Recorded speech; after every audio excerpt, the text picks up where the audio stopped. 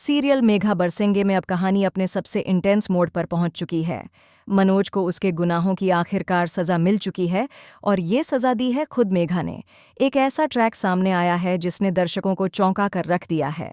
कहानी में दिखाया जाएगा कि मेघा, जिसे मनोज ने पहले कैद कर लिया था, अब पूरी तरह तैयार है अपना बदला लेने के लिए। उसने एक चाल चली है, एक ऐसा जाल बिछाया है जिसमें मनोज फंस चुका है। जब मनोज मेघा को देखने आता है तो उसे बिल्कुल अंदाज़ा नहीं होता कि सामने एक मजबूत और बहादुर औरत खड़ी है जो अपने साथ हुए हर जुल्म का हिसाब लेने को तैयार है।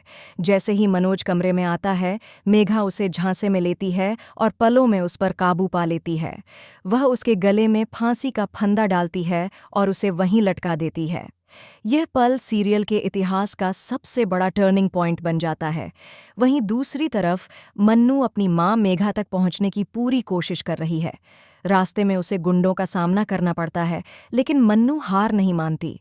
उसकी आंखों में अपनी मां को बचाने की जिद है और अपने रिश्तों को संभालने की चाह। लेकिन सबसे बड़ा सवाल यह है, क्या मन्नू वक्त रहते मेघा तक पहुंच पाएगी? क्या मेघा की यह लड़ाई उसकी जिंदगी में और भी तूफान लेकर आएगी? इसके साथ ही कहानी में एक और नई दरार पैदा हो गई है, कबीर और मन्नू के बीच। पहले जहां दोनों के बीच एक गहरा भरोसा था, अब उस पर शक का साया पड़ चुका है। कबीर को लग रहा है कि मन्नू ने उससे कुछ छिपाया है और मन्नू को लग रहा है कि कबीर ने उसे सही से समझा नहीं। क्या यह दरार धीरे धीरे दोनों को अलग कर देगी, या फिर ये जोड़ी एक बार फिर साथ आकर हर साजिश का सामना करेगी? दूसरी तरफ दर्शकों के मन में यह सवाल भी चल रहा है, क्या वाकई अब शो बंद होने वाला है? क्योंकि जैसी खबरें सामने आ रही हैं, ऐसा लग रहा है कि शो जल्द ही ऑफ एयर हो सकता है।